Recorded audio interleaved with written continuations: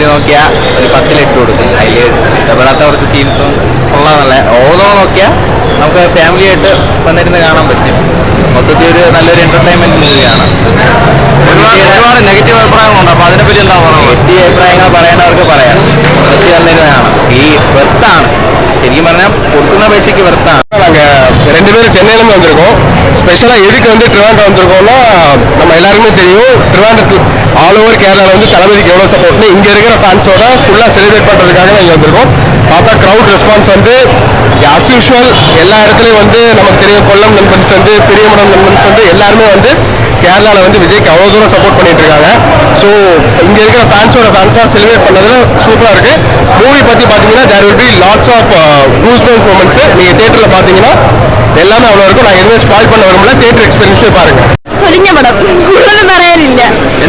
ഭയങ്കര എക്സ്പെക്ടേഷൻ ഉണ്ടാണ് വന്നത്, പക്ഷേ ഫുള്ള് കഴിഞ്ഞു പോയി. പുള്ളി ലാസ്റ്റ് മൂവിയൊക്കെ പറയുന്നത്, പക്ഷെ ലാസ്റ്റ് മൂവിയോട് ഒന്നും കാണാനില്ലായിരുന്നു. നിരാശയോടെ കൊള്ളൂല, ഒട്ടും കൊള്ളൂല.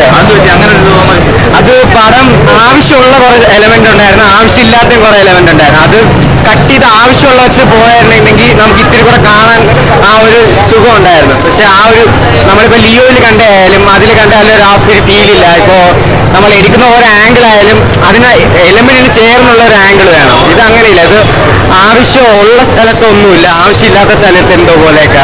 അത് പിന്നെ പാട്ടും ആ ബാക്ക്ഗ്രൗണ്ട് സ്കോർ ഒരു സീനിനോട് മാച്ച് ആവുന്ന വരുന്ന ബാക്ക്ഗ്രൗണ്ട് സ്കോറും ഇല്ല.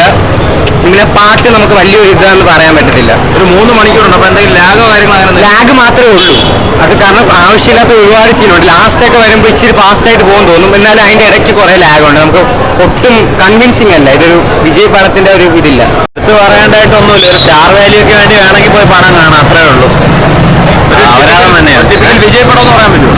ഒരു ടിപ്പിക്കൽ വിജയ് പടം എന്നൊന്നും പറയാൻ പറ്റില്ല. പക്ഷേ എന്തുവാ, ഒരു വർഷമായി വിജയ് പടം കണ്ടിട്ട് ആ ഒരു രീതിക്ക് വന്ന് കാണാം. അല്ല സ്റ്റോറി വൈസോ അല്ലാതെ ഒരു ഇമ്പ്രൂവ്മെന്റും ഇല്ലാതെ ഒട്ടും കൊള്ളത്തില്ല പടം.